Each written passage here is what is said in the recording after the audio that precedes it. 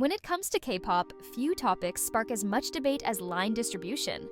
Whether you're a seasoned K-pop fan or a casual listener, you've likely encountered heated discussions about which members get the most lines and which ones are left with mere seconds. But why is line distribution such a big deal? And more importantly, is it fair? Let's start with the basics. Line distribution refers to how the vocal parts of a song are divided among the members of a K-pop group. Ideally, you might expect each member to have a roughly equal share, but that's rarely the case. Some members end up dominating the song, while others barely get a few seconds. This disparity often leads to fan outrage, and it's easy to see why. Fans want their biases to shine, and when they don't, it feels like a personal slight. However, the issue of line distribution isn't as black and white as it may seem. There are several factors that influence how lines are allocated in a K-pop song, and understanding these factors is key to grasping why line distribution is so often unbalanced. For one, not every member of a group has the same vocal ability. In most K-pop groups, there are designated main and lead vocalists whose job it is to handle the more challenging parts of a song. These members typically receive more lines because they are best suited to deliver the song's emotional impact.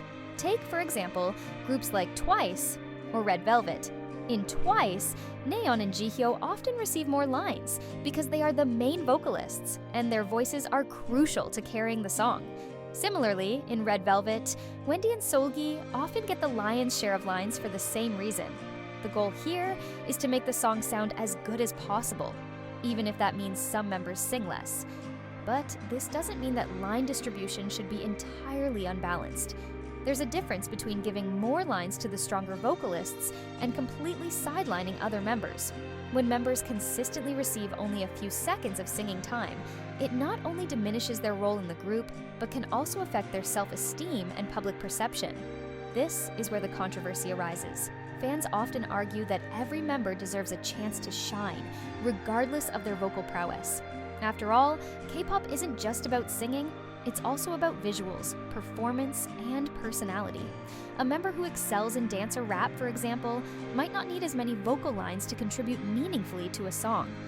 Moreover, when we talk about line distribution, it's important to consider the context of the song itself. Not every song is designed to have a balanced line distribution. Some songs may require a certain vocal color or style that only one or two members can deliver effectively. For instance, a ballad might require a strong vocalist to carry the emotional weight, while a dance track might focus more on the beat and rhythm, allowing rappers to take the spotlight. However, the problem arises when a pattern of unequal line distribution becomes evident across multiple songs. If a member consistently gets fewer lines in every comeback, it can lead to feelings of neglect among fans, who may begin to question why their favorite idol is being overlooked. This can create tension within the fandom and even lead to the rise of solo stans, fans who support only one member of the group, often to the detriment of the group as a whole. Another aspect to consider is the role of the company and producers in determining line distribution. While some may argue that it's purely a matter of musicality, there's no denying that business decisions play a role as well. Popular members often receive more lines to capitalize on their fame, ensuring the song appeals to a broader audience. This can be frustrating for fans of less prominent members, who feel their favorites are being unfairly overshadowed. Take Blackpink, for example.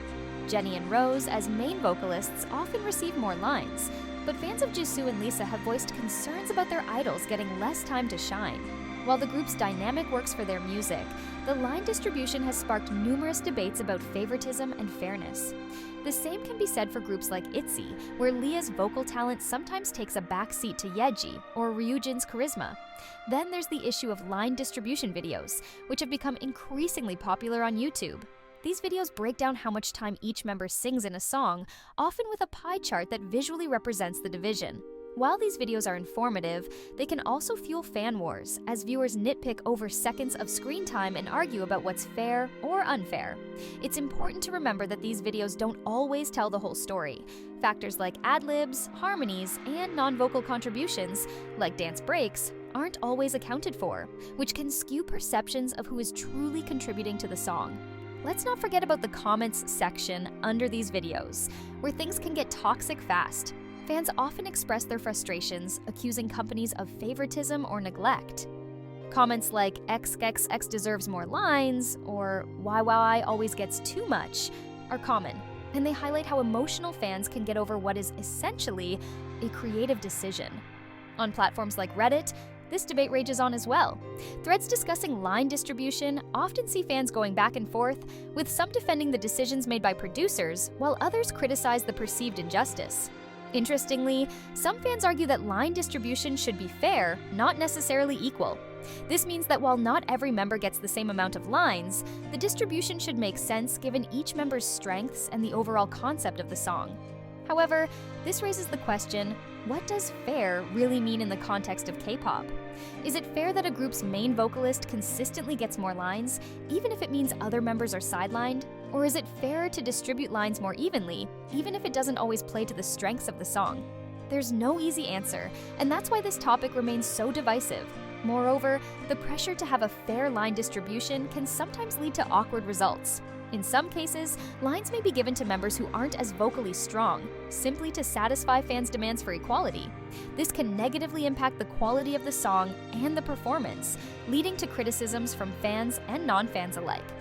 It's also worth noting that the concept of line distribution is a relatively recent phenomenon in K-pop. In the early days, there was less emphasis on who sang what, and more focus on the group's overall performance. But as K-pop has grown in popularity, fans have become more invested in every aspect of their favorite groups, including how much each member sings. The rise of social media and YouTube has only amplified this, making it easier for fans to analyze and critique every detail.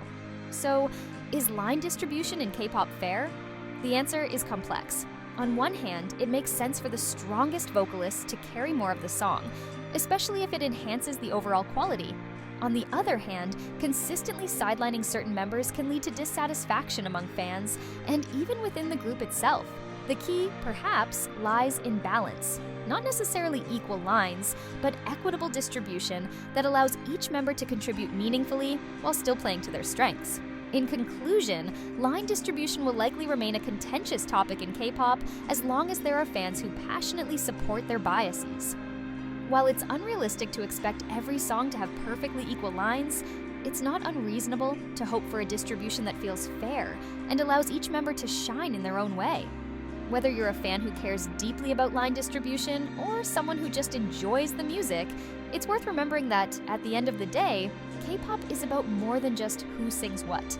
It's about the collective effort of the group and the unique charms that each member brings to the table. What do you think about line distribution in K-pop? Do you believe it should be more balanced, or do you think the current system works? Let's continue the conversation in the comments below. Don't forget to like and subscribe for more deep dives into the world of K-pop.